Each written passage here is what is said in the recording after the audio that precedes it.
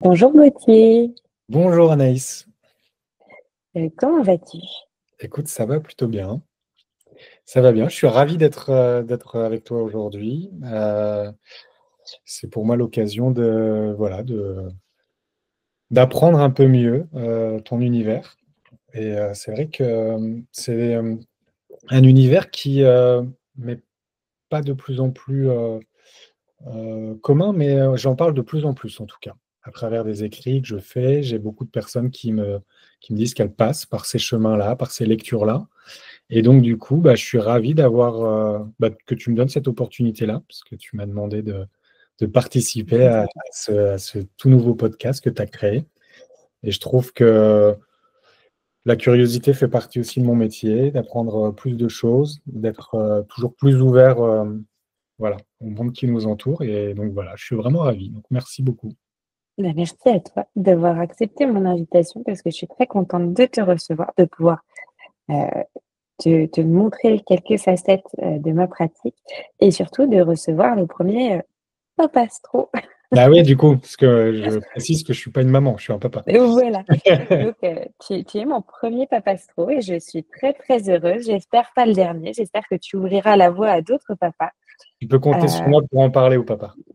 donc voilà, ça sera un plaisir de recevoir d'autres papas. Et donc, voilà, je suis très, très heureuse et très honorée de pouvoir te recevoir. Et du coup, je t'ai appelé par ton prénom, mais je te laisse te présenter. Eh bien, écoute, donc moi, c'est Gauthier de Kerff. Je suis papa, donc de trois filles, une de 8 ans, une de 5 ans et une de 5 mois. Euh, je suis marié depuis 10 ans et j'ai la chance d'avoir fondé ce projet familial dont je suis extrêmement fier. Je suis écrivain de famille, que j'aime appeler écrivain de famille, mais qu'on appelle plus communément biographe, depuis un peu plus de 3 ans. Et j'aime aussi rajouter un peu à ça, alors même si ça reste des noms que je me suis moi-même octroyé, mais j'aime aussi m'appeler facilitateur de transmission, puisque il est vrai que mon métier passe par l'écriture, mais j'essaye de faire en sorte qu'il soit le plus facile possible aux autres de transmettre de leur vivant. Et donc, du coup, voilà, j'essaye de mener des actions pour faciliter la transmission. Donc, je me dis facilitateur de transmission. Voilà. J'aime bien ce terme. Oui, oui, oui, je pense qu'il faut savoir se renouveler aussi et j'essaye de démocratiser le plus possible. Le métier de biographe, c'est un métier qui est très vieux, hein, depuis la nuit des temps. On reprend toujours, enfin, moi j'aime bien rappeler la fameuse scène d'Astérix et Obélix, Mission Cléopâtre, où il y a le scribe qui se lance dans une impro. Voilà, donc il faut le rappeler, c'est vieux depuis toujours, que ce soit écrivain public ou écrivain ou biographe. Mais voilà, j'essaye moi en tout cas d'expliquer à tout le monde, de dire à tout le monde, enfin, d'expliquer, en tout cas de sensibiliser tout le monde en disant qu'il faut écrire de son vivant, transmettre de son vivant, et que l'écriture est en fait adaptée à tous. Et il faut pas, voilà, je démocratise un peu ça. Il faut pas sacraliser l'écriture comme on peut le faire pour d'autres auteurs, pour des romanciers par exemple. Là, je parle essentiellement de biographie et de transmission par écrit de nos vivants. Et franchement, très honnêtement, qui est le mieux placé que écrire sa propre vie que celui qui l'a vécu. Donc, il n'y a pas de raison de ne pas se sentir légitime de vouloir écrire de son vivant. J'aime beaucoup parce que tu vas voir, ça résonne pas mal avec les éléments de ta carte du ciel et du coup de ton thème astral. Euh, Moi, je vais faire ta présentation astrologique, du coup. Bah oui, Je vais te partager mon écran pour que tu puisses voir, préparer plusieurs écrans. Voilà, parfait. c'est ta carte du ciel. Donc la carte du ciel, ça correspond à une sorte de photographie du ciel au moment de ta naissance. Pour te situer et pour rappeler aux personnes qui nous voient, autour, juste ici, tu as des symboles qui représentent les signes. Donc on a tous les 12 signes du zodiaque en nous. D'accord. à différents niveaux, à différentes proportions, mais on les a tous en nous. Donc, quand on dit qu'on n'aime pas un signe, bah, manque de bol, on l'a. Ensuite, tu as, les des quartiers ici, numérotés qui représentent les maisons. Les maisons, c'est des lieux de vie. La maison 1, c'est, le moi, la maison 2, ce sont les acquisitions, la maison 3, c'est la connaissance, la maison 4, la famille. Enfin voilà, ça représente vraiment des secteurs de vie. Dans ces maisons, tu as les symboles qui représentent les planètes et au milieu, les petits traits, qu'on retrouve, qui vont différer, d'un thème à un autre, ce sont, les aspects. Et les aspects, c'est, des formes géométriques que vont, former les planètes entre elles, et ça symbolise leurs interactions. Il y a des moments où elles vont s'entendre plutôt bien, il y a des moments où elles vont se challenger. Et donc ça va, représenter un petit peu nos talents et nos points de difficulté, nos défis. OK. Voilà. Donc, toi, tu, possèdes et donc c'est pour ça que ça m'a, vraiment, interpellée, cette notion de transmission et surtout le fait que tu insistes bien sur, l'importance de le faire de son vivant. C'est que toi, tu as ton soleil qui se situe dans le signe du Scorpion et c'est un signe qu'on assimile beaucoup à la mort. Donc il y a pas de tabou, en fait, avec le Scorpion, donc voilà, c'est déjà un point, qui est plutôt marqué dans ton thème. Le Scorpion occupe une place bien importante, enfin très importante puisque tu vas avoir, ton soleil. Donc le soleil, c'est, quand on dit: «Je suis, Scorpion», c'est que le soleil se positionnait dans ce signe au moment de ta naissance. Et le soleil, ça représente un petit peu, ton naturel, mais aussi l'idéal vers lequel tu tends. OK. Et en Mais Scorpion, tu attends, as du coup, mon idéal, c'est la mort? Non? non, ton idéal, c'est, un peu les caractéristiques, tu vois, du Scorpion, ce côté, Ouais. c'est un le Scorpion, il est là pour, remuer. Il a pas de difficulté à creuser, il a pas de tabou. Il est là pour combattre les non-dits et c'est surtout tout ce qui est, pour lui, l'héritage, la transformation, c'est quelque chose, c'est des choses qui sont innées, qui sont pas beaucoup enfin, comprises par tout le monde et en fait, le Scorpion a cette conscience de finitude. D'accord. Donc c'est pour ça que, on a tendance à le voir comme un signe très pessimiste, mais en fait, le fait d'être conscient de notre finitude et de la mort, ça lui permet d'être très ancré dans l'instant présent. Incroyable ce que tu me dis, parce que c'est vraiment quelque chose que je pas pratique au quotidien, mais en tout cas, quand je questionne les personnes pour écrire leur, les aider, les accompagner à écrire leur biographie, forcément la mort, apparaît, puisque c'est la seule chose dont on est certain et et c'est vrai que me sens plutôt à l'aise, en tout cas, avec ce genre d'approche, de questions, d'accompagnement. C'est pas quelque chose qui me rebute, en tout cas. Après, je c'est pas je me dis pas en me levant le matin: «Chouette, je vais parler de la mort». Mais c'est vrai que c'est enfin, je me reconnais dans ce que tu me décris, ouais, dans la lecture, ouais. C'est plus naturel. Mais d'ailleurs, tu avais fait une publication, sur Instagram où Mmh. tu parlais de la mort et j'avais trouvé ça, Mais extrêmement Scorpion. mais non, mais complètement, tu m'avais même répondu d'ailleurs. En fait, je propose d'écrire sa nécro, en fait. C'est de dire: «Mais n'attendons pas n'attendons pas que les autres le fassent, pour nous, en fait. Faisons-le de notre vivant et écrivons ce qu'on a envie de retenir», Ouais, c'est bizarre. Oui, oui, tu as raison. Bah, écoute, ouais. Bon, bah, voilà, je suis Scorpion avec, Pluton, la planète du Scorpion bien marquée chez moi, donc ça me parle beaucoup. Mais c'est vrai qu'il y a des gens pour qui, bah, c'est pas forcément, si évident et bah, voilà, moi j'aime beaucoup et ce côté Scorpion sera d'autant plus marqué chez toi que, on retrouve Vénus, qui est une planète du goût. Enfin planète de oui, c'est une planète de goût une planète de sensualité et de sensibilité qui sera très, très marquée. Par exemple, chez des personnalités, on va retrouver Vénus en Scorpion chez Winona Ryder. D'accord. Euh, donc, ce côté, on retrouve aussi chez l'actrice qui joue Mercredi Adams dernièrement dans Tim Burton. Donc, tu vois, il y a cette esthétique très scorpion derrière. Vénus en scorpion peut être très marquée comme ça. Tu vas avoir Pluton qui est en domicile en scorpion. Alors, Pluton, c'est une planète générationnelle, donc toute cette génération-là a Pluton en scorpion. Mais nous, on va regarder où est-ce qu'elle se trouve en maison.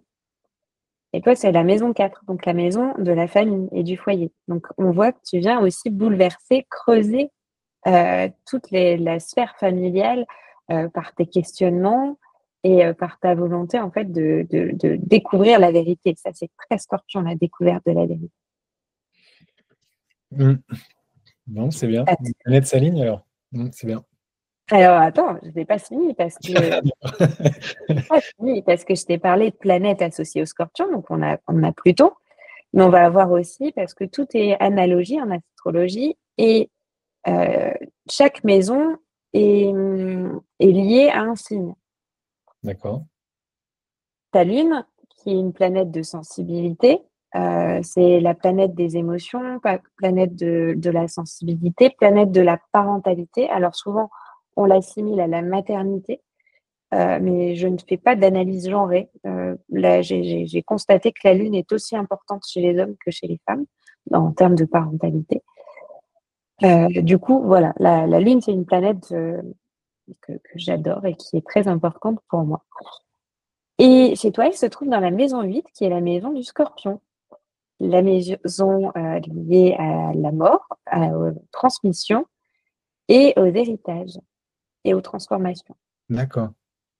Donc, tu as vraiment cette énergie Scorpion qui est très, très, très marquée chez toi par la maison et par le signe. Donc, voilà, c'est pour ça que ça fait plutôt sens. Et ce facilitateur de transmission, je trouve que c'est parfaitement trouvé Ouais. parce que la transmission, elle est là. Ouais, carrément. Ouais, non, mais je précise qu'on se connaît très peu, hein, toi et moi. C'est-à-dire que, On a échangé en salon oui, et deux fois, un salon on a très, c'est ça. dire au naturel, et après un printemps des familles cette année. Et très honnêtement, depuis ce que tu m'annonces là et la lecture que tu me lis, en fait, c'est marrant parce qu'en t'écoutant, je me rends compte que mes choix de vie depuis 3-4 ans maintenant sont voilà, en tout cas dans la lecture que tu me fais de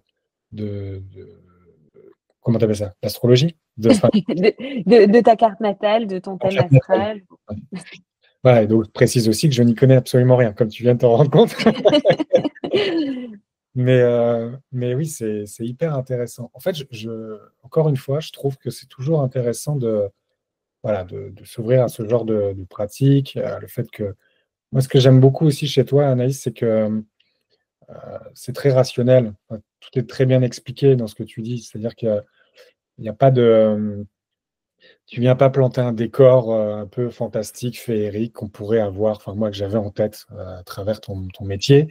Au contraire, tu ramènes les gens sur Terre et tu leur expliques que tout ça a des conséquences, a des connexions, et cette lecture, elle est comme on pourrait lire un récit de naissance, j'ai envie de te dire.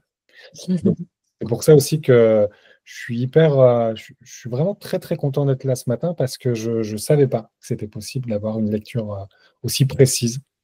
Donc, je suis d'autant plus content parce que j'ai l'impression, cool, ça veut dire que je suis sur les bons rails. C'est-à-dire que dans ma vie, qui moi, depuis 4 ans maintenant, ouais, un peu plus de 4 ans, mais je ne pense que équilibre, tu vois, de la vie du professionnel, de la vie privée, de la famille. Et c'est quelque chose qui est hyper important et qui est hyper. J'ai la chance d'avoir une compagne qui a tout de suite été à l'écoute de ça, de ce besoin que j'avais de retrouver un équilibre. Et là, je me dis, Ah, c'est chouette, ça a du sens en fait. C'est vraiment chouette. Enfin, je savais que ça avait du sens, hein, parce que Mais sinon, ça te conforte peut-être il me dans la voie que tu tu fais. vois? Mais ouais, exactement, ça conforte vachement dans, voilà, dans tout ce qu'on met en place au sein de la famille, des projets professionnels qu'on peut avoir. Tu le sais, c'est pas évident d'être chef d'entreprise, d'être auto-entrepreneur. C'est des petites entreprises, ça reste hyper compliqué. On doit être polyvalent sur tout. Donc, tous les jours, on a des doutes. Tu vois, tous les jours, on se dit, Oui. est-ce que j'ai bien fait de dire non là? Est-ce que j'ai bien fait de dire oui là? Est-ce que je fais bien les choses? Est-ce que je suis apte de faire ça, ça, ça? On sort de notre zone de confort tous les jours, quasiment. Et du coup, ça rassure, ça fait du bien. Donc, merci. Je t'écoute. Merci, merci à toi pour ton avis, ça me touche beaucoup. Et en plus, je vais te parler du véhicule qui va te permettre de tendre vers cet idéal scorpion. Parce que l'ascendant, ça représente ton masque social, mais ça représente aussi les énergies qui vont te permettre d'accéder à l'idéal de ton soleil. D'accord. OK. C'est un petit peu ce qui va venir nourrir tes caractéristiques scorpion. D'accord. Et un peu, je vais dire un principe New Age, mais c'est histoire d'illustrer, mais un peu ton chemin de vie, Hmm. si OK. on veut. Enfin, c'est très, très imagé, mais c'est du coup ton ascendant qui se trouve chez toi dans le signe du Cancer. Le signe du Cancer, c'est le signe de la famille. OK. Donc voilà, je trouve ça plutôt Ah oui, oui, plutôt complètement. aligné. Bah oui, oui, complètement. Complètement. Tu vois, pour te donner un exemple, alors ça fait 3, 4, ça fait un peu plus de 3 ans maintenant que j'accompagne les personnes à écrire leur histoire. Et quasiment dès le début de cette pratique, de cet accompagnement, de ce métier, je me suis rendu compte qu'il y avait un gros point d'interrogation sur les récits de naissance. Et va savoir, mais à chaque fois que je sortais d'une séance d'écriture avec quelqu'un, ça ressortait quoi, chez moi. Et je me dis: «Mais c'est pas possible, on peut pas passer à côté de ça. Il faut absolument, apprendre à mieux se connaître dans son récit de naissance, en fin de compte, et de pas passer à côté de ça». Et c'est vrai que c'est quelque chose que voilà, je sensibilise de plus en plus sur les récits de naissance, sur, ma volonté à au moins à se poser des questions. Pas forcément tous obligés d'avoir, toutes les réponses à ces questions, mais au moins se poser des questions. C'est-à-dire se dire, bah, heu, comment s'est passée ma naissance? Comment s'est passée aussi la grossesse, de ma mère, ou le projet de famille de mes parents avant que j'arrive? Et donc du coup, mon arrivée. Et puis aussi, bah, le après qui est hyper important. Parce la vie passe vite, extrêmement vite, et en fait, on passe tout de suite à autre chose. Et je me suis rendu compte que la plupart des personnes que j'accompagnais dans leur écrit, bah, savaient pas vraiment me répondre, en fait. Quel était le projet de famille de mes parents avant qu'ils naissent? Quels étaient, avant que mes clients, naissent? Quel était, comment s'est déroulée la grossesse, et cetera. Et je me suis rendu compte qu'en posant ce genre de questions, qu'en allant un petit peu, donc comme tu le disais tout à l'heure, hein, c'est vrai que j'aime bien un peu aller, à travers ces questions, un peu en profondeur, tu vois? Des choses. Et je me suis rendu compte que ça a amené énormément de choses. Alors je précise toujours à tout le monde que je suis pas psychologue ni thérapeute, voilà. Je suis juste là pour accompagner, je suis la plume des personnes, je suis là pour accompagner dans les écrits, mais ça ne m'empêche pas de poser des questions, et ça ne m'empêche pas de partager, voilà, mon vécu et ce que j'ai pu vivre, et puis ce que j'apprends des uns et des autres. Et très souvent, très, très souvent, je me rends compte que, bah, les personnes se disent: «Waouh, le fait que j'ai posé cette question-là à mes proches ou à mes parents, bah, je comprends plus, je comprends mieux les choses». Et donc, bah, le fait que tu me dises ça, je comprends mieux pourquoi j'ai été très vite, voilà, à l'aise avec ce genre de pratique, avec ce genre voilà, de sensibilité-là. Tout à l'heure, tu parlais de sensibilité. Et je suis très sensible à ça. C'est quelque chose qui pour moi est hyper important. Maintenant, quand je rencontre quelqu'un, Alors, je ne pose pas toujours la question parce que les gens ils vont dire, mais il est pas. On est en soirée, ils me demandent comment je suis né, je ne comprends pas. Ouais, bon, qu'est-ce qui est plus choquant? Qu'est-ce que tu écrirais dans ton éloge funéraire? Et donc, fort heureusement, je me retiens, mais je me pose la question, tu vois, comment les personnes sont nées, dans quelles conditions, dans quel contexte, dans quel projet familial.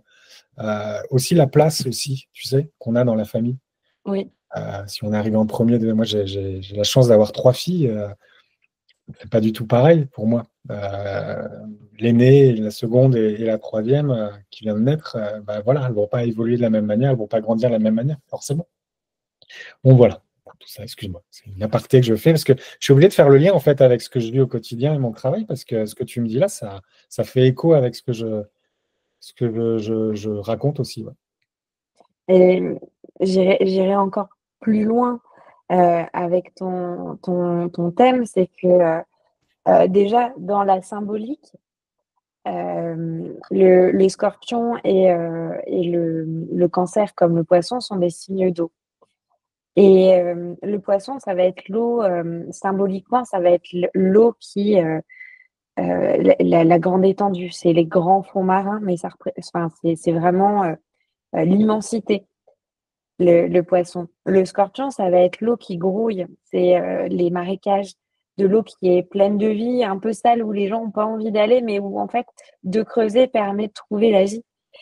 Mm. Et l'eau du cancer, ben, c'est le liquide amniotique. D'accord, ouais. Donc ouais, on Donc on revient à revient ça, à la dans la naissance, symbolique. mais oui, oui, complètement. Alors si le scorpion, je savais pas que le scorpion est un signe d'eau. Oui, c'est un signe d'eau. On Ok. a tendance à penser à un signe de terre, mais le Ah scorpion oui, est un on le signe voit d'eau. dans le désert, enfin on voit toujours le Ouais, scorpion. J'ai une image du scorpion dans le désert. Et un signe d'eau, mais donc marécageux, donc plus voilà, dans des choses un peu ça grouille, oui. qui, franchement, très honnêtement, sont pas hyper agréables. Voilà, et c'est pour ça qu'il Et, faut pas y mettre les doigts. Mais par contre, on se rend compte que oui, c'est la vie, en fin de compte. C'est et dans ce que tu disais aussi, c'est que beaucoup de scorpions sont thérapeutes. d'accord, ok, On trouve beaucoup de psys avec des dominantes plutoniennes ou du scorpion. Donc, tu d'accord. vois, même si, euh, enfin, en fait, il y a vraiment, c'est un signe qui, qui, qui aime accompagner l'esprit et lever un petit peu le voile sur plein de choses inconscientes et sur les mystères. Et donc voilà. Et en fait, ben, tu l'as dit, tu n'es pas thérapeute, tu n'es pas psy, mais il y a quand même je dirais, cette appétence. Et dans ce que tu fais, il y a quelque chose de cathartique parce que ben, le récit de naissance, c'est autant pour les parents qui vont l'exprimer et le raconter à leur enfant que pour l'enfant de savoir d'où il vient. Euh, pour le parent, il y a vraiment cette dimension cathartique si l'accouchement a été traumatique, si il y a des choses Mhm. qui ont pas été digérées. Et tu vois, enfin, moi, dans mon boulot, on le voit aussi dans le thème. Euh, Dans le thème d'un enfant, on arrive à voir, euh, par le biais de la maison douce, par exemple, ici, comment a pu se dérouler la naissance et l'accouchement. On peut voir aussi la place dans enfin, où se situent les enfants dans le thème des parents et le ressenti, ce qu'ils viennent jouer, enfin, ce qu'ils viennent activer. Donc c'est très intéressant et ça me parle aussi, ce que tu évoques. Super intéressant. J'avais une question, Anaïs. Le fait qu'il y ait absolument rien dans les autres parties, ça veut dire que c'est le néant total ou ça veut dire juste que c'est pas aussi prononcé? Alors, ça va pas être aussi prononcé. D'accord. Ça va exister, mais ça sera pas aussi prononcé. Disons que toi, tout se situe vraiment au niveau de la maison 4, donc la maison de la famille, la maison 5, celle des enfants, mais aussi des loisirs. Tu as un peu au niveau de la 6, mais tu vas avoir aussi au niveau de la 7 et de la 8. La 7, ça va être le couple et les associations. Et la Ouais. 8, celle des transmissions, des transformations, des héritages. Après, tu as aussi les axes principaux qui vont être importants. Mais ça veut quand même dire quelque chose. Enfin, Ouais. ta maison 12, même si elle n'est pas habitée, va donner des informations aussi. Ta maison 10, avec ton milieu du ciel en bélier, c'est un placement très lié à l'entrepreneuriat. Parce D'accord. que la maison 10, c'est la direction qu'on prend et l'ambition. Et en bélier, il y a une notion d'indépendance. D'accord. Et, mmh et j'ai une autre question. Est-ce que ça existe des personnes sont un peu partout? Ah oui, oui, oui, ça existe vraiment. En D'accord. fait, toi, ton thème forme une figure astrologique, mais tout est regroupé par ici. C'est un peu plus intériorisé, c'est un point du thème qui est plus en lien avec, l'intimité, le chez soi, le confort.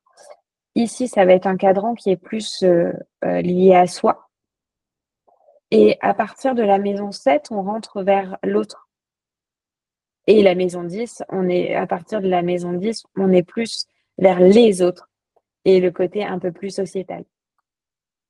OK. Donc il y a un point d'introversion aussi quand même Ouais. ici. Mais il y a des gens qui vont tout avoir concentré ici et d'autres qui vont en avoir un peu partout OK, très bien, merci. OK. et tu le verras, Je parce prends qu'il des y a cours, pas j'en du tout profite, tu vois? les mêmes configurations, dans le thème de tes filles OK, super, parfait. et donc du coup, tu disais que ça faisait à peu près 4 ans, que tu exerçais, tu t'étais lancée dans ce métier-là. Comment ça t'est venu? Ouais, ça va faire un peu plus de 3 ans maintenant, 3 ans et demi. Écoute, pendant le confinement, donc de la covid, j'ai pris le temps de faire un bilan de compétences et j'ai trouvé que c'était un bilan de compétences, extrêmement bien réussi, ne serait-ce parce que, j'ai revu un peu le champ des possibles et donc du coup, j'ai ressorti un peu de mon tiroir la liste de mes envies et j'avais envie voilà, de me dire, admettons tout soit possible, qu'est-ce que j'aurais envie de faire? Et en fait, très rapidement, pour la faire courte, hein, mais très rapidement, le fait que je sois alors ça se voit pas trop là, mais le fait que je sois hyper, tourné vers les autres, que j'adore, écouter, que j'adore, voilà, dialoguer, échanger avec des personnes. Notamment, ce qui s'est ressenti, c'est que j'aimais beaucoup parler avec les autres et apprendre des autres, tu vois? Et donc très souvent, en fait, on parlait des personnes âgées, tu vois? En disant que tu peux parler longtemps avec des personnes âgées et apprendre des personnes, âgées, de leur savoir et cetera. Un peu ce qu'on retrouve en Afrique, tu sais, avec, ce côté on écoute les anciens, tu sais? Oui, Qui est vachement plus, enfin qui est encore, d'actualité, qu'on a un peu perdu nous, je trouve, dans notre monde, occidental.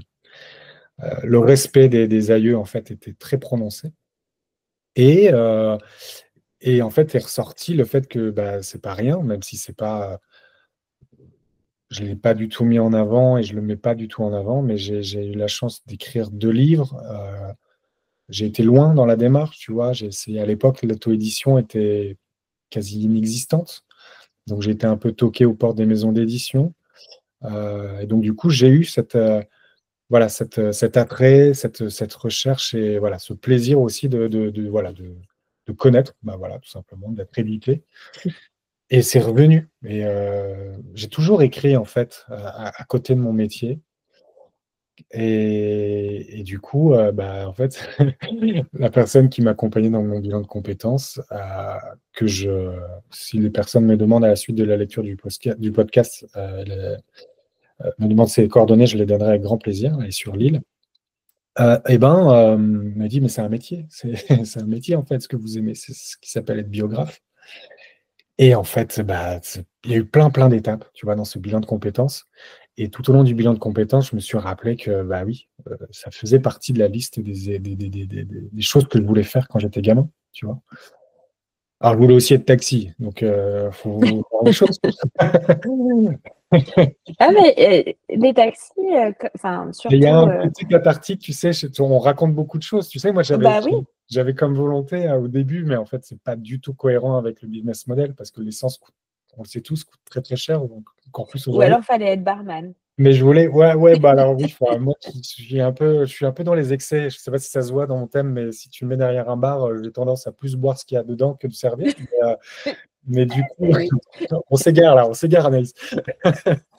Mais ce qui est sûr, c'est que c'est remonté. Et c'est vrai que j'avais eu, bizarrement, au tout début, pour écrire ton histoire, donc la petite entreprise que j'ai créée, je m'étais dit, mais je vais faire des biographies, mais au volant.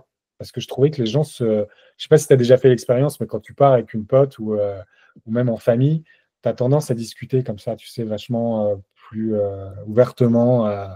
Voilà, il y a cet horizon, je trouve, qui permet un peu le champ des possibles dans les discussions. Et du coup, je m'étais dit, on va faire ça. Bon, après, je me suis dit, on va surtout pas faire ça, parce que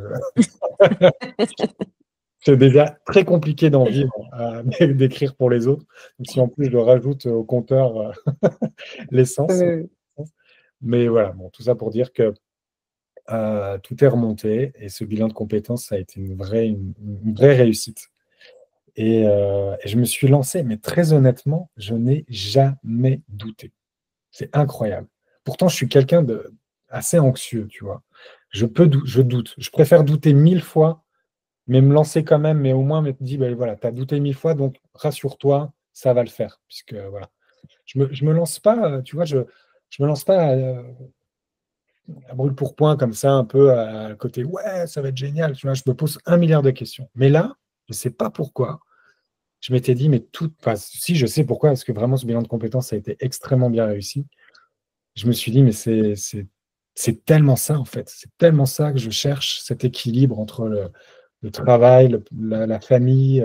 À l'époque, je ne savais pas que j'allais un peu axer, alors j'accepte pas que là-dessus, hein, mais axer sur les récits naissance. C'est arrivé très rapidement, tu vois. J'ai créé un guide exprès pour ça.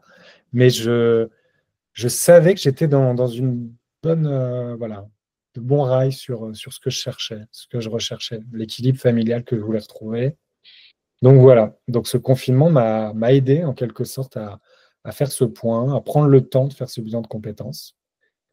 Et puis, bah oui, c'est ça l'intérêt d'un bilan de compétences, c'est qu'il reprenne un petit peu tous tes acquis, en tout cas toutes tes facilités.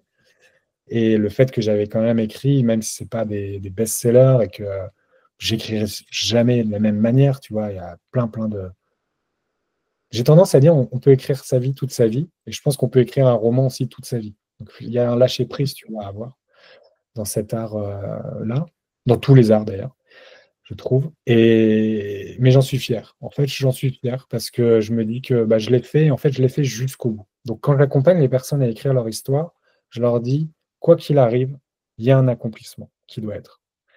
On doit aller jusqu'au bout des choses. Parce qu'il est hors de question que moi, en fait, je vous amène une énième, j'ai essayé, mais je n'ai pas réussi. Donc les gens vont écrire jusqu'au bout. Je préfère leur dire, on enlève des parties, des périodes, des chapitres si c'est trop fastidieux, si c'est trop long, mais on va jusqu'au bout des écrits, plutôt que d'avoir l'énième manuscrit au fond du tiroir, tu vois. Donc voilà, comme je l'avais vécu moi-même, j'avais été jusqu'au bout, je sais à quel point ça fait du bien, en fait, d'aller jusqu'au bout des choses, d'avoir cet accomplissement, cette sensation de waouh, je l'ai fait, tu vois. Un peu comme quand tu fais une course, quand tu cours ou quand tu fais un sport et que tu dis, mais j'y suis allé, tu vois. L'objectif doit être atteignable, toujours. C'est toujours voilà, c'est quelque chose qui me tient à cœur, c'est d'accompagner et d'avoir un objectif atteignable à chacun.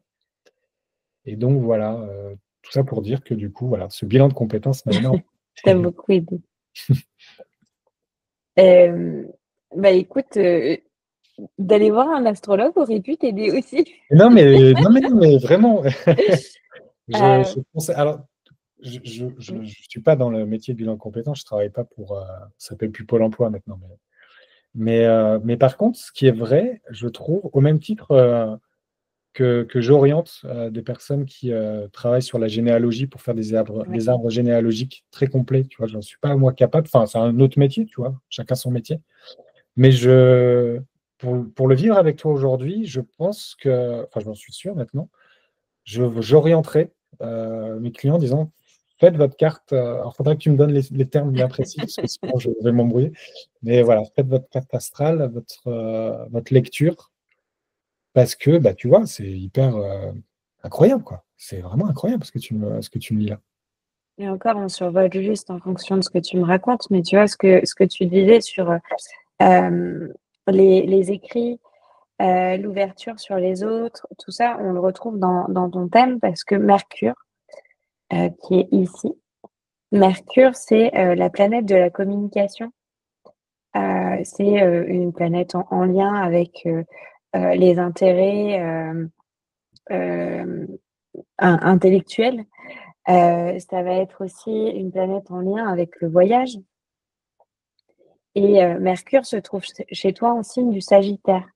Le Sagittaire, c'est un signe qui aime, qui est très curieux, qui aime voyager, qui a beaucoup d'humour et surtout qui aime, enfin qui a un rapport particulier avec l'étranger.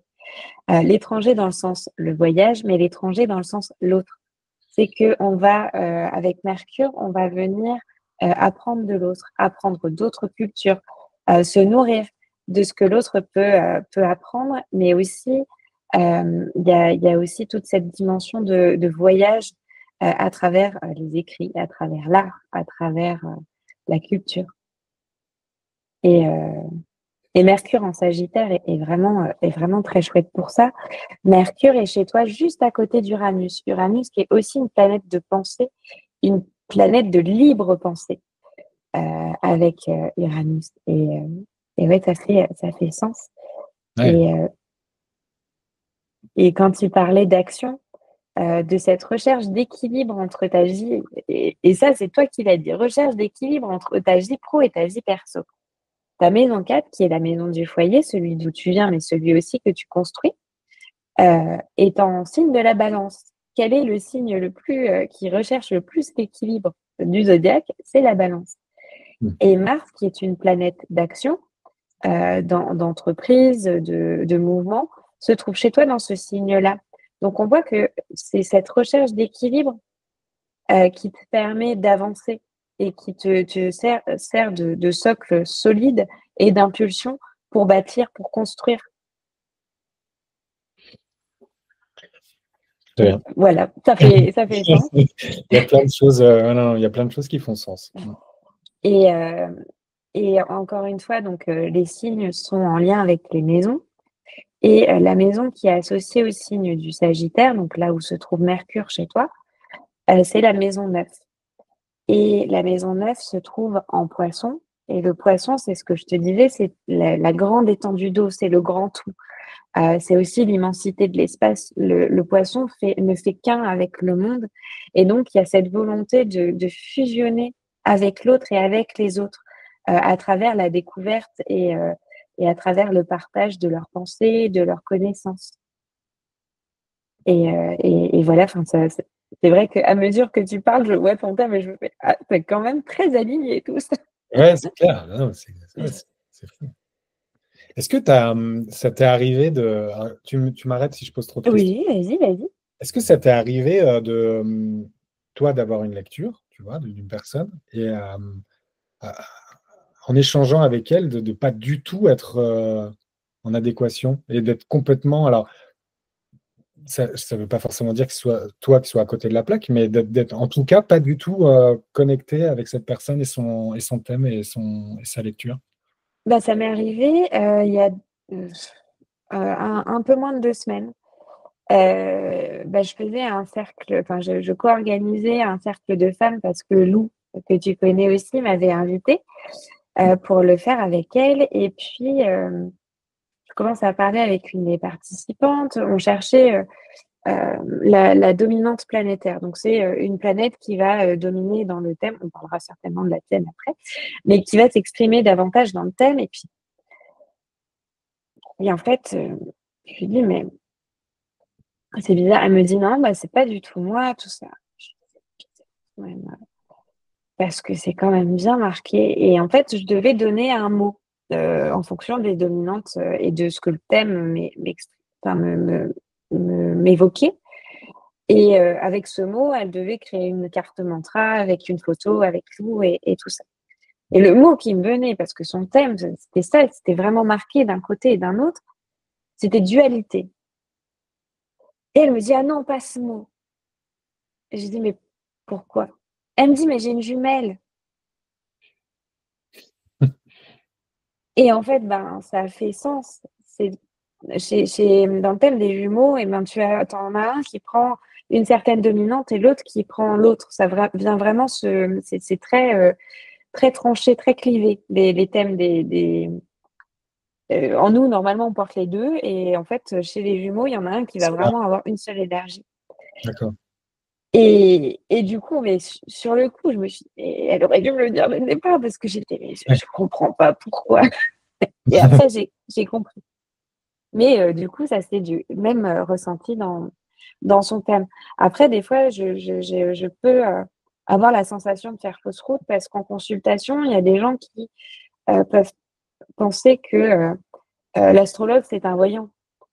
Donc ils Mmh. se disent: «Ben, je dis pas trop, vas-y devine». Et en fait, moi, mon boulot, c'est de l'interprétation. Il y a une dimension psychologique derrière. On va pas voir chez un psy, enfin, je suis pas psy, mais on va pas voir un psy en me disant, «Écoutez, je vais pas bien, mais devinez pourquoi». Mmh mh. Il Mmh. y a quand même tout un échange derrière et il y a cette connexion et c'est aussi comprendre les choix qu'on fait. C'est une lecture, c'est une traduction que Ouais, je fais. ça c'est de toute façon quelque chose que tu dois faire en échangeant. Oui, C'est un métier, d'échange quoi, de oui enfin, et sinon ça a pas d'intérêt pour moi. ouais, tout à fait, ouais. Alors il y a des fois des moments où ça apparaît et c'est hyper limpide et c'est comme ça. Et il y a des fois où il y a besoin d'un échange et puis, c'est en échangeant qu'on arrive aussi à créer hem, enfin à créer une réflexion chez l'autre Mmh mh. et c'est riche. Je te rejoins. Ça fait partie aussi des choses qui m'avaient interpellé quand tu m'avais, proposé de participer à ce podcast et je me suis dit: «Mais en soi, on a pas mal de voilà, de choses qui se ressemblent dans notre approche, sans l'autre, on peut pas faire notre métier». Non, c'est clair et on a des points communs dans nos thèmes. Ah voilà, c'est pour ça aussi. OK. Mercure en Sagittaire, je l'ai aussi. Et justement, alors, dernière question après promis, je te Oui, du coup, mais c'est le ça c'est but. figé, cette lecture-là est figée ou si par exemple, admettons, on refait, l'exercice admettons dans quelques années, est-ce que ça peut changer? Alors ça peut changer parce que, la lecture du thème alors la carte reste la même. Mais tu vois, j'aurai ton thème pour un enfant, je le lirai pas de la même façon. D'accord, OK. Par rapport à l'âge? Hem, Comment? Par rapport à l'âge donc? Par rapport à l'âge, OK. je le lirai pas de la même façon parce qu'on va avoir, ce qu'on appelle des retours planétaires, qui vont venir, marquer des grands tournants, des grandes étapes. Par exemple, on va avoir, avant 30 ans, la lecture sera pas du tout la même. Avant 14 ans, ça sera pas du tout la même par rapport à Jupiter, par rapport à Saturne. Enfin, en fait, on va avoir des lectures, très différentes. L'affirmation de soi, par exemple, va être plus marquée après 30 ans, surtout chez toi avec Saturne qui est juste à côté du Soleil. Donc après 30 ans, on a un grand boom de: «J'ai envie de faire quelque chose qui m'anime, j'ai envie de m'affirmer». Après tu vas avoir, Uranus qui est autour de la quarantaine, et qui va, apporter un désir, d'indépendance, plus marqué aussi. Enfin voilà, donc la lecture se fait, différemment et puis après tu as d'autres techniques, d'astrologie, qui te permettent aussi de pouvoir y revenir tous les ans pour OK. avoir d'autres lectures. OK, merci. De rien, merci à toi de C'est ça. poser la question. Hem, Est-ce que tu as toujours voulu être papa et bah, quel papa es-tu? Alors, oui, très honnêtement, j'ai toujours voulu être papa. Ouais, ouais, complètement. J'ai toujours voulu être papa. Je pense que, pour moi, bon, déjà, c'est la plus belle façon de montrer son amour. Avoir un projet de famille avec, avec la personne avec qui on partage sa vie, je trouve que c'est voilà, c'est une consécration. Je ne juge pas ceux qui ne veulent pas d'enfants. Il faut tout pour faire un monde et je trouve que chacun a ses raisons et c'est très bien. Par contre, en ce qui me concerne, moi, je voyais pas les choses autrement. Euh, donc déjà parce que c'est une preuve d'amour, je trouve que c'est la plus belle preuve d'amour. Et puis très honnêtement, je ne me voyais pas vivre toute ma vie avec moi-même. Ça n'aurait vraiment pas été possible. Ça n'aurait vraiment pas pu être possible. C'est marrant parce qu'en parlant au fur et à mesure de parler de l'astrologie, de tout ça, des signes, très rapidement, je me suis rendu compte, pour rien me cacher, quand je disais aux autres, quand j'étais plus jeune, tu vois, quand on avait 15 ans, 13, 14, 15 ans, 16 ans, je disais mon signe, oh non, les scorpions, oh non, c'est des cons, ça, tu dois être un con, tu vois. Bon. Et j'étais d'accord avec ça, parce que très honnêtement, j'ai eu une période où j'étais un con. Je le suis peut-être encore, mais en tout cas, ce n'est pas la première chose qu'on me dit quand on me rencontre.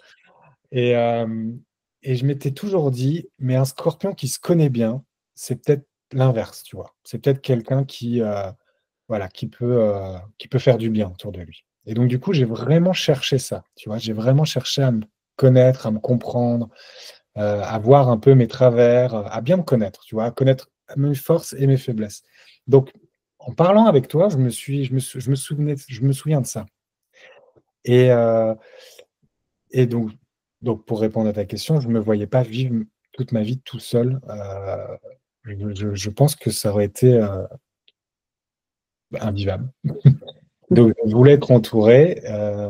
J'ai la chance d'avoir rencontré vraiment la femme de ma vie et je ne voyais pas les choses autrement, tu vois. Je ne me voyais pas non plus vivre en couple toute notre vie à deux, à penser à nous et à notre confort, tu vois. Là, je suis un peu fatigué parce que j'ai pas bien dormi, mais en fait, je suis hyper épanoui, je suis hyper heureux, tu vois. Et en fait, je suis bien plus heureux d'être fatigué parce que j'ai pas bien dormi, parce que notre petite fille de 5 mois, elle nous a réveillés toutes les heures, enfin, j'exagère, hein, mais que de quelqu'un qui s'est ennuyé dans son canapé et a regardé la télé jusqu'à 4 heures du matin. Enfin, tu vois, je dis exprès vraiment deux opposés. Oui, oui. Ce que je veux dire par là, c'est que je voyais pas la vie autrement. Et puis, je crois me souvenir que j'avais dit à mon épouse, on aura plein d'enfants. Voilà. Après, trois, c'est bien. Mais ouais, j'étais même plus moteur qu'elle, même si elle n'a jamais remis en question aussi voilà, son besoin de maternité. Et on s'est bien trouvé. On s'est bien trouvé parce qu'on est on est assez en adéquation avec nos envies de famille et tout ça. Et tu vois, enfin, tu t'es maman, tu vois, Mm. maintenant tu te dis, mais comment c'était possible avant, enfin, tu vois. Et le fait Ouais, de sentir ça, le fait de se dire, waouh, tous les jours, en fait, même si ma journée au niveau pro n'a pas été bonne, je peux encore réussir à faire quelque chose de super important pour un petit bout de chou, quoi. Et du coup, ouais, ça, c'est top. C'est vraiment top. Donc ça, je l'avais vraiment depuis très longtemps en conscience. Je l'avais bien conscientisé. Donc voilà, donc ouais, ouais, c'est vraiment un bonheur de se dire que tous les jours, mais alors là, vraiment tous les jours, je me rends compte de la chance que j'ai d'avoir trois filles en bonne santé. Et je leur rappelle aussi, pas tous les jours, parce qu'il ne faut pas non plus qu'elles en aient peur, tu vois. Mais souvent, hein, on se dit, on a de la chance, tu vois. La santé, pour moi, c'est la seule chose qui peut arrêter un être humain. C'est la seule chose qu'on ne maîtrise pas. mm, Donc voilà. Donc ouais, non, vraiment hyper important pour moi de fonder une famille et très honoré, très heureux de me dire que bah, c'est mission accomplie. Alors après, le plus dur, c'est de continuer ouais. à bien faire les choses, parce que c'est pas le tout de donner naissance et d'avoir ce projet, c'est d'être voilà, à la hauteur de ses ambitions. Donc, voilà. Et, de toute façon, on le voit, ta maison 5, celle qui est la maison des enfants, elle est très pleine. Quasiment tout est concentré ici. Ouais. Donc, on le voit, c'était Ouais, vraiment bah ouais, une c'est évidence. marrant, hein, comme tout est concentré chez moi, c'est fou. Bah, la maison 5, c'est celle des enfants. Donc, bon, c'est comme ça. Et ce qui te permet de t'élever, de rayonner, puisque ton soleil se trouve ici, de gagner en maturité avec Saturne, de donner du sens et d'acquérir des connaissances avec Mercure qui y est. Tu as aussi, du coup, Uranus qui montre aussi une manière de s'émanciper grâce à la famille et aux enfants. C'est vraiment, vraiment très marqué. Et en plus, ta maison 5 va être en lien, enfin, plusieurs planètes de ta maison 5 vont former des aspects avec Jupiter, qui est une planète d'expansion, qui se trouve, toi, dans la maison du couple. Donc, comme cette illustration, en fait, du fait que les enfants sont vraiment ce qui permet au couple de, euh, de, de, de, de se, enfin, de se développer et de donner. Et en plus, tu as ta lune qui représente la parentalité, qui va être aussi en lien avec toutes ces planètes qui se trouvent dans ta maison 5. Ouais, Donc, je trouve ça beau et c'est effectivement une sorte d'évidence qui est bien là. Et, euh, et dans ce que tu disais sur le scorpion, oui, le scorpion a mauvais stress, euh, mais je pense que justement, le scorpion, c'est parce que c'est un signe qui, euh, il y a, chez Scorpion, il n'y a pas de dichotomie, tu vois. Et en général, les Scorpions ont une bonne conscience de ce qu'ils sont et ils acceptent leur part d'ombre. ouais, complètement. C'est vrai. Et, euh, et en fait, ça a tendance à déplaire. Il y a une forme de lucidité chez les Scorpions, une capacité à cerner l'autre. Et du coup, souvent, surtout dans la jeunesse, les Scorpions n'ont pas envie de perdre de l'énergie pour des gens qui n'en valent pas la peine. Donc, il y a un petit côté joueur on peut en jouer un petit peu. Mais, Ouais, attends. Ah oui, non, mais oui. Oui, et mais puis, après, en vieillissant, on apprend à modérer un peu plus ce piquant mm, peut avoir. Mais oui, enfin, pour moi, ça faisait sens. Et, euh, et tu parles beaucoup d'accompagner tes filles plutôt que de les élever mhm, ou de les éduquer. Et l'accompagnement, euh, il y a une dimension de construction dans l'accompagnement.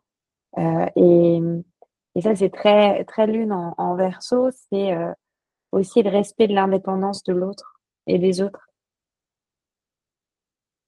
mm. Ouais, ça a du sens. Et je le vois souvent avec la plus grande. Enfin, quoique non, la deuxième aussi. Non, non, mais bah, c'est marrant que tu dis ça parce que pour moi, dans l'éducation, leur liberté est hyper importante. Alors, pas la liberté comme on l'entend en mode elles font ce qu'elles veulent Oui, oui. et limite elles sont. Voilà. Elles restent, ça reste des enfants, elles restent des enfants et c'est à nous de leur montrer le chemin, en tout cas dans leur début. Mais je le vois aujourd'hui. euh, voilà. Je trouve que de ce qu'elles apprennent à l'école, entre l'école, la vie de famille, etc., une des choses que j'essaye de mettre en avant au quotidien, c'est voilà, leur façon d'être libre, de se sentir libre, de savoir prendre la parole. Tu vois, je trouve que c'est quelque chose qui va prendre beaucoup de place, de sens dans leur vie plus tard. On le voit, tu vois, avec maintenant la technologie aujourd'hui, plein de choses, l'IA, les logiciels. On se rend compte qu'elles ont accès à un savoir très rapidement. Mais par contre, leur apporter la connaissance de savoir, de savoir aussi l'utiliser à juste, voilà, à bon escient et prendre la parole au bon moment, le respect. Enfin, en fait, on revient au savoir-être qui est hyper important. Et voilà. Et j'aime me dire que c'est les débuts, tu vois, 8 5 ans, la petite de 5 mois, j'en parle pas encore, mais les débuts, mais tu vois, le fait de voilà, savoir prendre la parole quand elles sentent, qu'elles se sentent voilà, libres de pouvoir l'apprendre, etc. Hyper intéressant, toujours dans le respect de chacun. Et voilà, donc ça a du sens, ouais, complètement. Et du coup, on va passer sur leur thème à elles. Bah oui, Tu carrément. es d'accord? Euh, donc ça, on est sur le thème de ta plus grande, qui a son soleil en Vierge et, et sa lune. Donc on va regarder un peu sa lune qui est en Capricorne. C'est une lune qui est un peu plus réservée, la lune en Capricorne, que par exemple la tienne en Verseau. La lune en Capricorne, elle va moins exprimer ses émotions et du coup, le fait que tu parles de leur apprendre à s'exprimer au bon moment, c'est pas mal pour ta première parce que elle a son soleil en Vierge avec Mercure qui est juste à côté, où il peut y avoir un petit côté j'ose pas prendre la parole, j'ose pas m'exprimer, euh, qui peut passer avec l'âge parce qu'avec son soleil et Mercure, enfin voilà, Mercure est quand même la planète de la Vierge, mais il y a un côté euh, très, très mental, où en fait ça se passe beaucoup dans la tête. Mm. Euh, et donc voilà, chez ta deuxième, hop, je vais te le montrer. Hop. Chez ta deuxième, tu le verras, Ah bah tu elle vois, partage, il y en a partout là. il y en a partout. Et elle fait pas mal de toi, ta deuxième. Ok. Alors, tu peux chercher le scorpion et tout, et te dire, bah non, en fait, il n'y a pas de scorpion, il n'y a rien. Donc, ta deuxième, elle tient pas mal de toi parce que toi, tu avais tout en maison 5 qui est la maison des enfants, Mhm. mais c'est aussi la maison qui est liée au signe du lion. Et Ok. ta deuxième a beaucoup, beaucoup de lions. Bon, elle a son soleil, sa lune, Mars et Vénus en lion. Ah ouais, ok. Euh, pas du tout repos, pas mal de caractère, je pense. Peut-être des fois un côté drama queen. Ça, le lion, c'est vraiment le côté drama queen. En plus, tout ça va être exacerbé par Jupiter, qui, comme je te l'avais dit, est planète d'expansion. Donc, il peut y avoir un côté too much, tu vois. Mais ce que tu disais de pouvoir s'exprimer, ça vient justement lui permettre de verbaliser ce trop-plein d'énergie qu'elle peut avoir avec ses énergies lion Ok. et de laisser la place aux émotions aussi avec ce lion. Après, elle a un ascendant en balance, donc il y a quand même aussi un côté très, enfin, un visage. En tout cas, elle peut paraître très douce et très calme, mais ça bouillonne à l'intérieur. Entièrement. Je te rejoins complètement.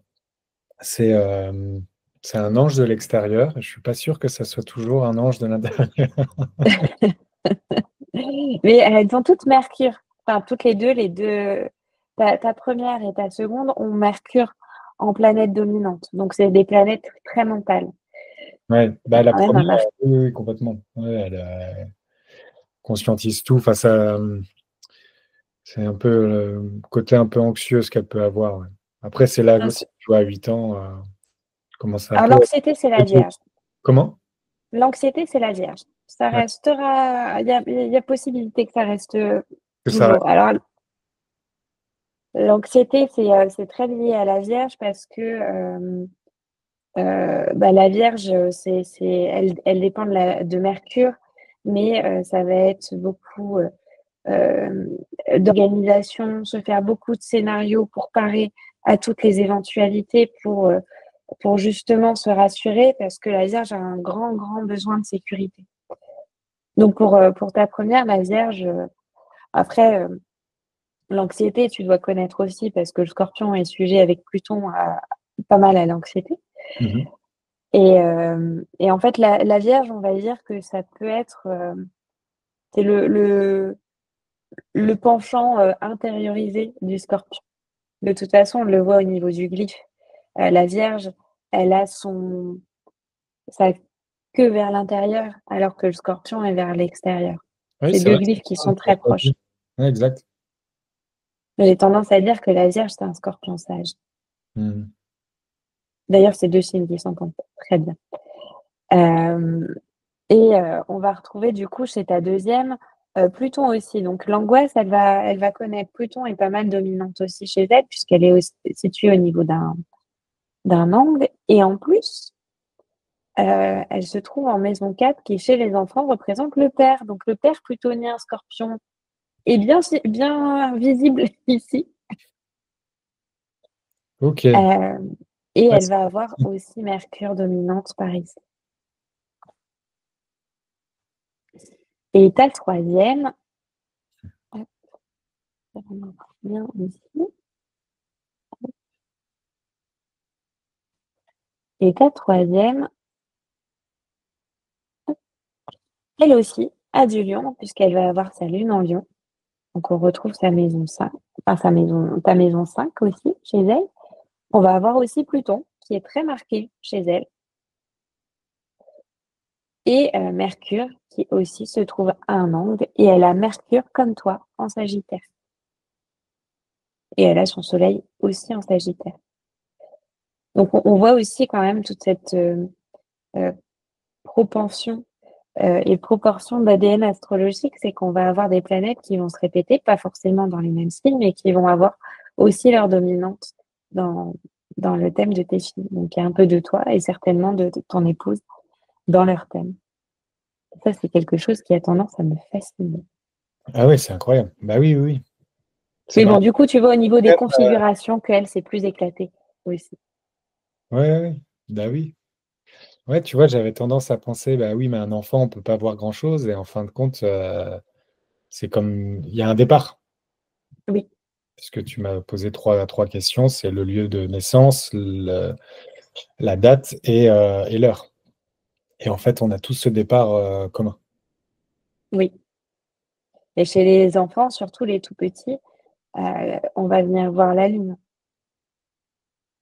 et les lunes vont nous renseigner sur les besoins émotionnels et ce qui va rassurer et on voit qu'il y a un avec la maison 4, elle a sa maison 4 qui est en Cancer et la maison 4 du coup, c'est le foyer et ça va servir un petit peu de base et hem et de socle, pour la rassurer et en Cancer, ben, c'est vraiment le socle de la famille, c'est quelque chose de très cocon. Mmh. Et pour autant, elle va avoir sa lune qui est toujours dans cette maison 4 en Lion, donc un côté un peu plus d'affirmer des émotions qui peuvent être assez intenses, surtout qu'elle a Mars en Lion et des émotions qui peuvent être très intenses qu'il faudra accompagner, mais mais qui vont trouver leur refuge dans ce cocon familial-là. Il y a toujours une dimension très poétique dans le thème des enfants que j'aime beaucoup. Est-ce que alors parce qu'on nous Oui, dit souvent pour celles et ceux qui ont vu, ma petite troisième, qu'elle est très, expressive, qu'elle communique beaucoup. Alors peut-être qu'on dit ça de tous les bébés aussi, hein, mais c'est vrai qu'on trouve qu'elle cherche, tu vois, du regard, le eye contact pour avoir, elle sourit tout le temps. Ça, c'est tellement agréable. Et est-ce que ça se voit? Est-ce que tout à l'heure, tu m'as parlé de ma communication. Est-ce que ça se voit aussi sur son thème? alors, la communication, elle va se développer un peu plus tard puisque pour l'instant elle a 5 mois, mais c'est Mercure en Sagittaire, ça va être comme toi.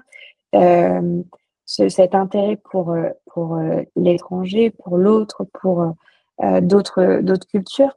Surtout qu'elle, Mercure se trouve en maison 7, donc c'est l'association l'autre. Ça va être plus en un à un, en face à face. Ah oui, d'accord. Mais pour ça, ce que ce que tu dis avec la curiosité, le eye contact, on va être plus du côté de son ascendant en Gémeaux. Le Gémeaux, c'est le signe le plus curieux de tout le zodiaque.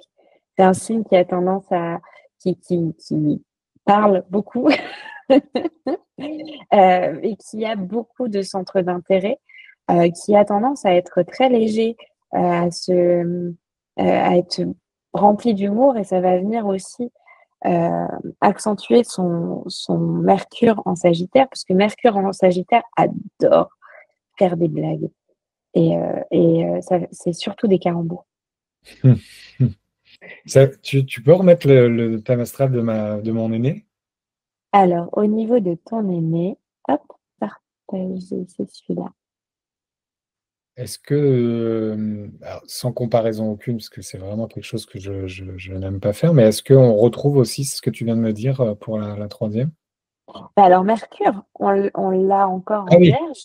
ok. Ah oui, c'est Mercure est, inversé. D'accord. Ok. Mercure est très, très marqué en Vierge. Mercure en Vierge, c'est vraiment ça va être plus des traits on va être plus dans un humour très travaillé, tu vois, des traits d'esprit. Euh, Après, on va avoir aussi cette bonne humeur parce qu'elle a Jupiter qui va être en Balance. La Balance, c'est un signe d'air, c'est de la légèreté, c'est un goût particulier pour tout ce qui est artistique, pour la beauté. Après, elle va avoir Mars en Sagittaire, donc vraiment fonceur. Et en plus, elle, la maison 9, donc cette maison de, de curiosité, de voyage, de c'est la maison qui va vers l'étranger, vers l'autre, vers les autres cultures, elle se trouve en domicile. Elle est en Sagittaire. Donc la maison du Sagittaire est en Sagittaire. Et avec Mars, on voit que ça va être moteur. Forte chance pour que ta première, elle puisse adorer voyager, partir vivre à l'étranger après la trentaine, tu vois. Ouais, même maintenant. Ben, Non, non, mais c'est fabuleux. C'est vraiment chouette. C'est vraiment chouette. Je le prends comme une vraie lecture de. alors, il n'y a pas de déterminisme, ça permet Ouais, juste de tout à fait. l'accompagner vers des choses qui peuvent lui plaire. Ouais, tout à fait. Non, mais c'est hyper intéressant de se nourrir de. Je te remercie parce que moi, je me dis toujours que ce que je peux prendre en plus pour accompagner le mieux possible mes enfants, bah, c'est bon à prendre. Et je trouve que tu m'amènes plein de petites choses en plus sur, voilà, sur la palette de couleurs que j'ai. Et je suis ravi d'apprendre tout ça aujourd'hui. Merci de me permettre de le faire. Et j'aime bien que tu utilises ce mot palette de couleurs parce que c'est comme ça que je vois les planètes. OK?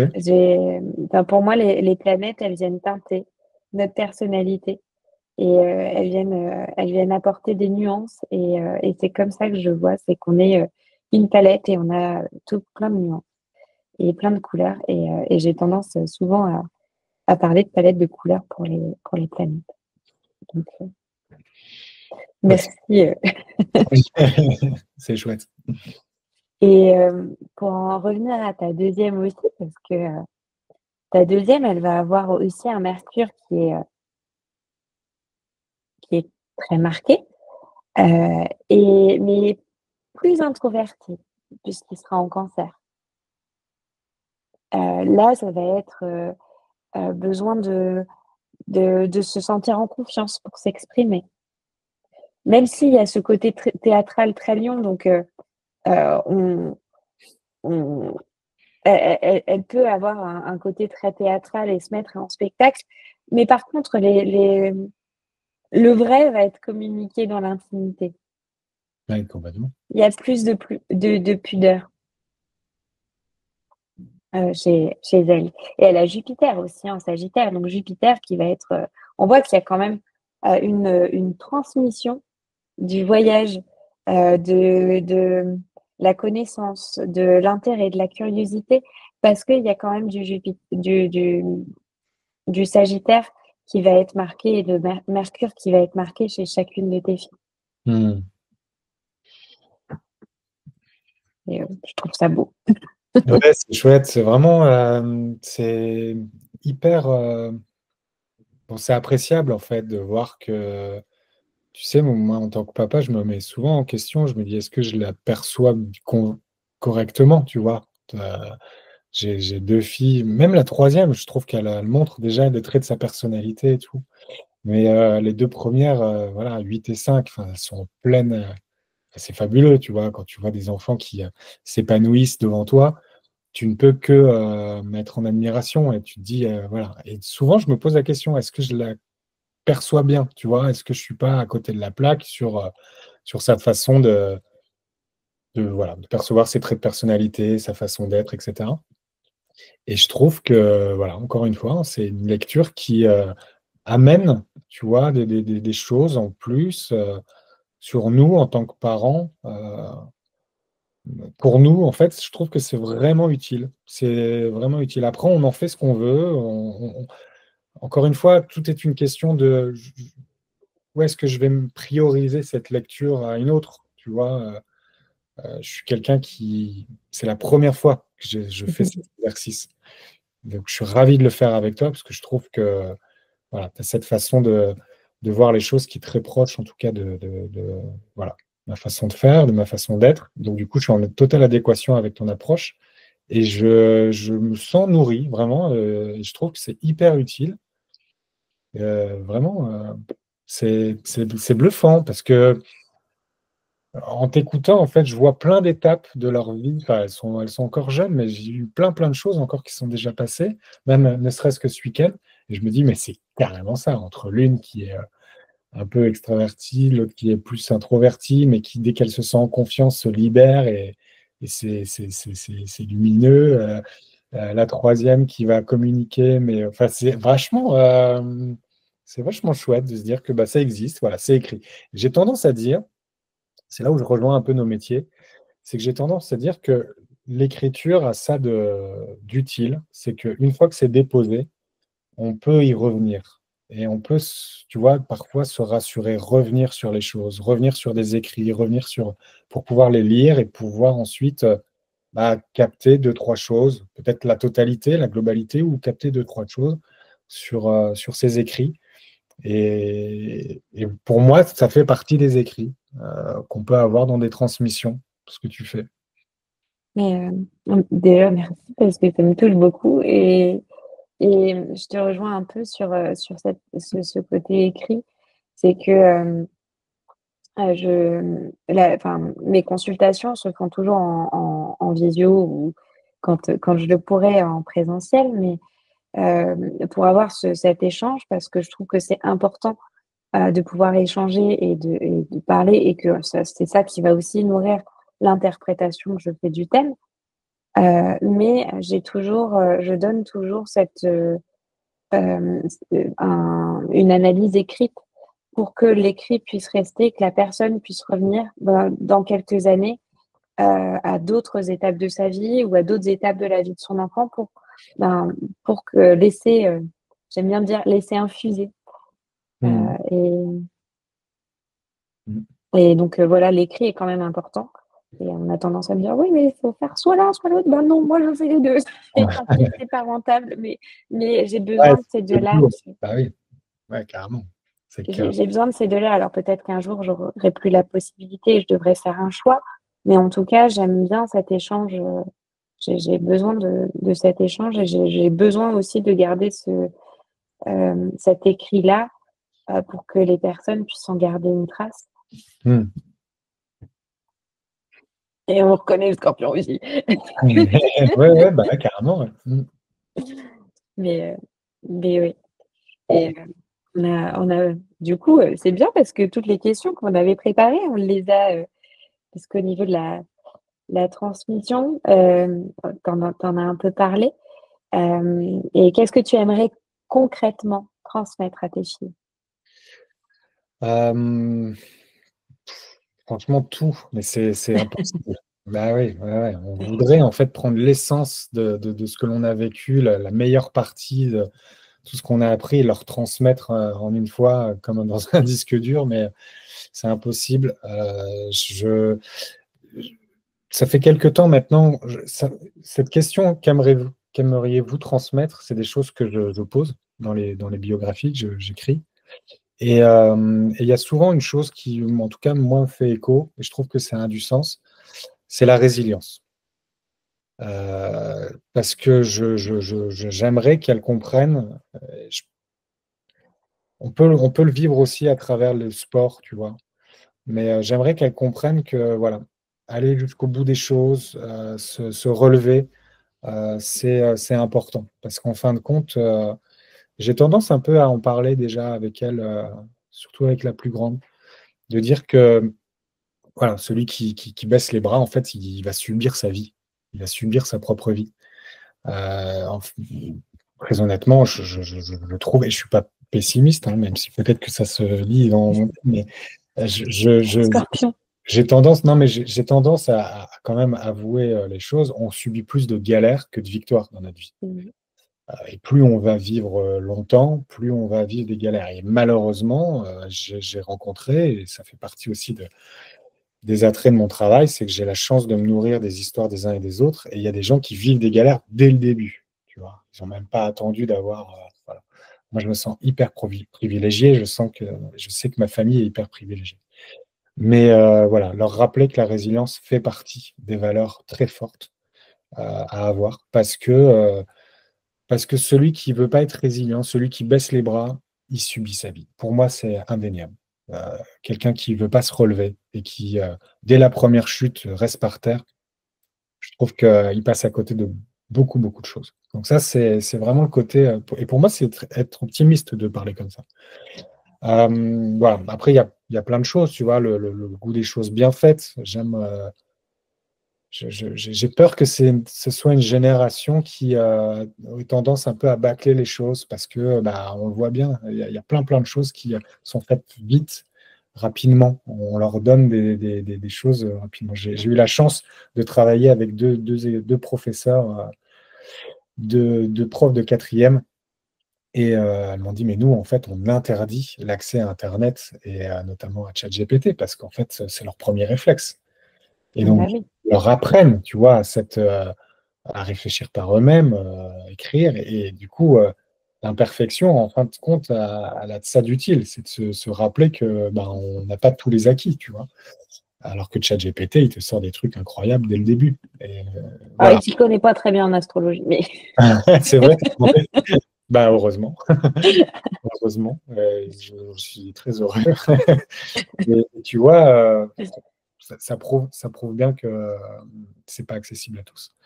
Mais tu vois, je trouve que voilà, le faire pour faire, j'ai la chance d'en parler avec un de mes clients en ce moment, beaucoup, très souvent. Le faire pour faire, ça n'a aucun intérêt.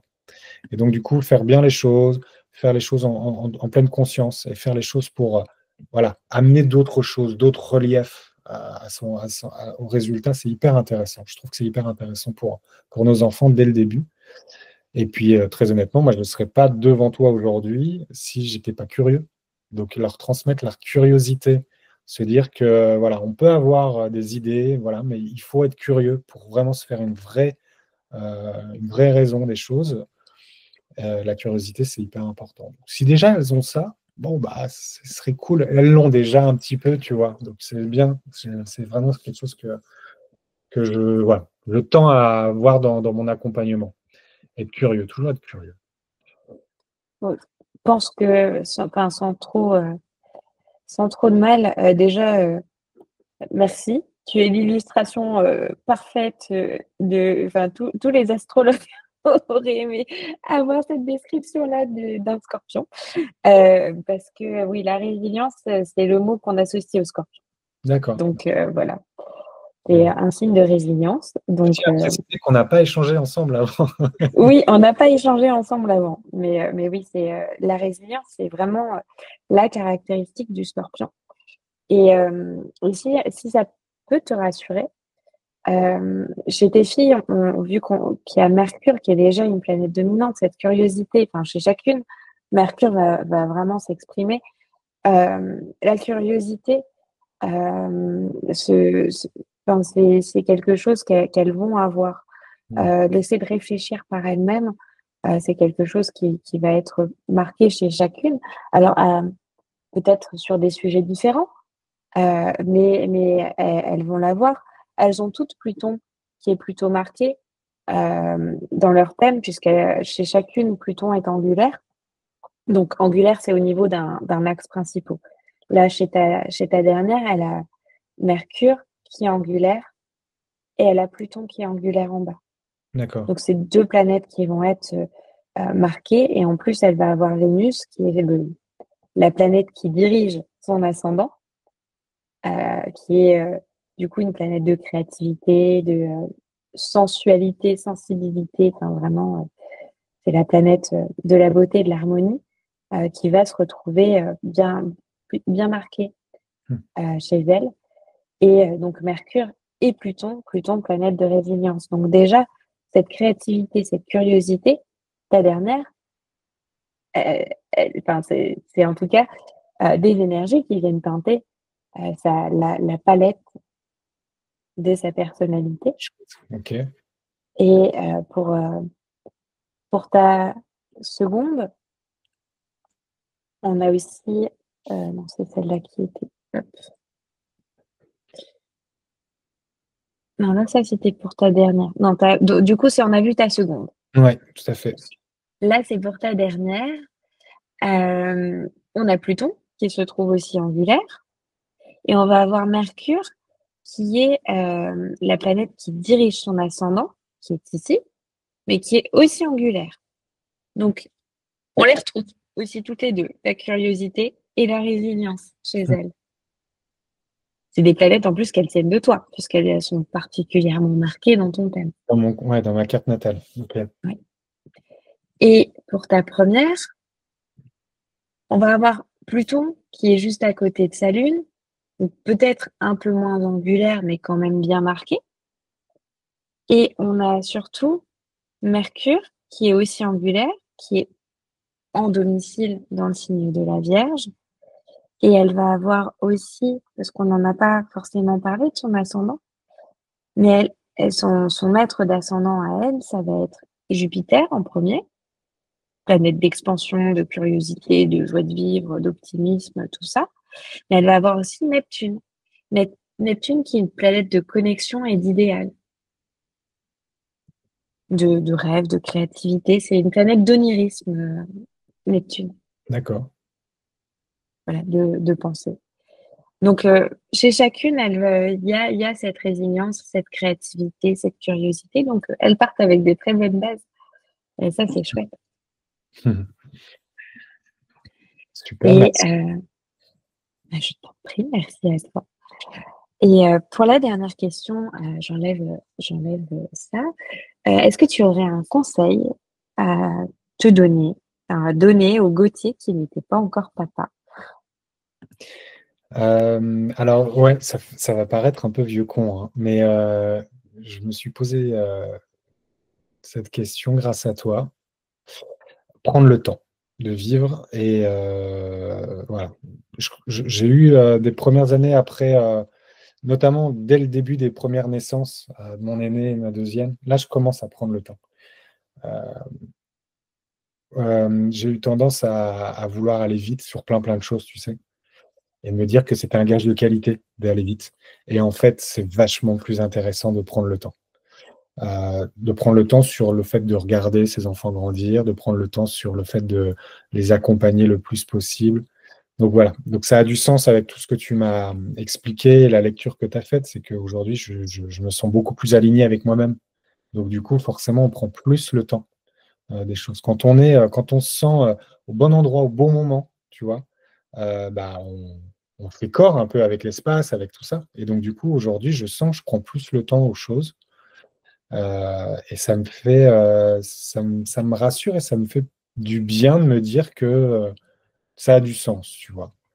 Donc prendre le temps, voilà. J'ai mis un peu de temps à m'en rendre compte, mais je prends le temps maintenant et très indubitablement note tout. Voilà, je commence à le faire maintenant. Je commence à noter les choses. Je commence à noter le récit de naissance de ma troisième. Voilà, noter les choses. Parce que, bah voilà, c'est pas, je vais pas te raconter ça parce que je pourrais en parler pendant des heures, c'est mon métier, mais ouais, de plus noter les choses. Et c'est un conseil que je donne beaucoup plus à tout le monde maintenant. J'ai la chance de faire un métier qui peut se permettre de donner ce conseil-là, de noter. Et si je pouvais le donner à tout le monde, voilà, notez plus les choses pour vous. avant tout, pour vous-même, ça fait du bien. Et puis pour ceux du coup qui vont recevoir vos écrits. Et voilà, j'aurais voulu avoir ce conseil-là. J'aurais voulu me faire ce conseil-là. Voilà, voilà, j'ai répondu à ta question. Tu vois, je ne pensais pas que j'allais y arriver. Franchement, quand tu m'as posé la question, je me suis dit, bah si, en fait, on va repartir sur les bases. Mais c'est chouette. C'est compliqué. Ta question, c'était compliqué. Et surtout, la réponse peut être différente en fonction des étapes Ouais, carrément, aussi. exactement. Je me suis fait cette réflexion-là. Je pense que je n'aurais pas du tout répondu de la même manière il y a quelques années de ça. Ouais. Et je te rejoins sur ce truc de tout noter. Euh, moi, disons que je note pas forcément tout, mais j'ai besoin de garder des choses. Euh, J'enregistre beaucoup la voix de ma fille. Ah, chouette. Ouais. J'enregistre ses sourires, enfin ses rires depuis bébé. Enfin, j'ai enregistré des choses parce que je me dis, le son de sa voix, le son de ses rires, peut-être que je les oublierai. Enfin, après, moi, Ouais, je suis très sensorielle. Je regrette de ne pas pouvoir conserver son odeur de bébé. Tu sais, c'est un côté très animal, mais ouais, et de noter. J'ai noté, j'ai essayé de noter à chaque fois que les dates auxquelles elle a fait ses premiers pas, ses premiers mots, enfin tout. C'est important de noter. Et je trouve que ben, le travail que tu fais a du sens et le fait que tu puisses enfin surtout moi du coup en tant que maman, enfin je parle en tant que maman et peut-être pour les mamans que j'accompagne aussi, euh, c'est cette mémoire et cette possibilité de poser des mots sur notre expérience de maternité. Je trouve que c'est riche, ça aide et puis ça permet aussi peut-être de se réapproprier une maternité qui des fois va peut-être un peu trop vite ou sur lesquelles parce que des pressions du postpartum ou quoi, on n'a pas forcément de prise à un moment donné. Moi, je trouve que c'est chouette. Tu permets une façon de nous réapproprier notre maternité d'une autre façon. ouais, complètement. Mais alors, au-delà, en plus de ça, le fait d'écrire, ça permet aussi de se rendre compte de ce que l'on a accompli, et c'est pas rien. Donner naissance, c'est pas rien. On a un peu, je trouve, je me trompe peut-être, hein, mais je trouve qu'on a rendu facile le fait de donner naissance. Et en fait, moi, je me rends compte autour de moi, c'est pas facile pour tout le monde. Et donc, du coup, c'est important aussi de se rappeler que bah, c'est la plus belle chose au monde, en fait. Donc, la sororité entre femmes doit être présente. Je vous conseille qu'elle soit présente parce que, très honnêtement, même si c'est un pas astro que je fais, très honnêtement, je trouve que ça a du sens de dire aussi que bah, les choses, elles sont là grâce à vous. Voilà. Bon, c'est bête, ça paraît un peu mielleux tout ça, mais donner naissance, c'est pas rien. Voilà. Et on met un peu tout ça dans le même panier que d'avoir un métier, donner naissance, etc., etc. En fait, c'est d'abord donner naissance pour ceux qui ont l'envie de donner naissance. Et je trouve que c'est un accomplissement tel que c'est quand même l'accomplissement qui perdure tout au long de notre vie après. Je veux dire, tout à l'heure, on en parlait, c'est pas le tout de donner naissance, il faut les accompagner après les enfants. Donc, ouais, créer une famille, avoir un projet de famille. Donner naissance au sens large, avoir un Oui, projet. et mes parents. Donner naissance, on n'est pas obligé de passer par l'accouchement, mais en tout cas, avoir un projet de famille, c'est pas rien. Et je trouve que, voilà, je trouve que c'est important de se l'écrire, et de se le dire, et de se le répéter, de se le redire, et de se le répéter. Donc oui, vive les récits de naissance. Vive les récits de naissance. Merci beaucoup. Je ne sais pas si tu as d'autres questions. Ben non, Euh, c'est hyper riche. Merci beaucoup. Très honnêtement, tu vois, je suis ravi d'être curieux. Et je te remercie de m'avoir donné cette opportunité-là. Merci beaucoup. Merci à toi. C'était vraiment très chouette et j'étais vraiment contente que tu sois le premier Papa Astro. Et, et J'ai ouvert j'espère. une voie. Tu vas voir. On va, Oui, on va impliquer un peu les mais papas. je te remercie beaucoup, Gauthier. Et puis, ben, je te dis à la prochaine et je mettrai toutes tes infos pour les personnes qui ont envie de te rejoindre sur les réseaux sociaux et de voir un petit peu toute la dimension de ton travail. Vous Parce êtes les qu'en plus, bienvenus. tu ne fais pas que ça. Tu n'es pas que biographe, tu as aussi un super jeu qui m'a accompagnée en vacances et que j'ai beaucoup aimé. Ah, merci, c'est chouette. Ouais, bah ouais.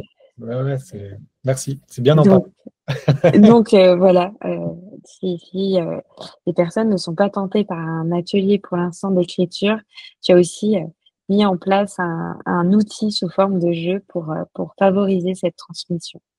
Exactement, que j'ai à côté de moi. Voilà.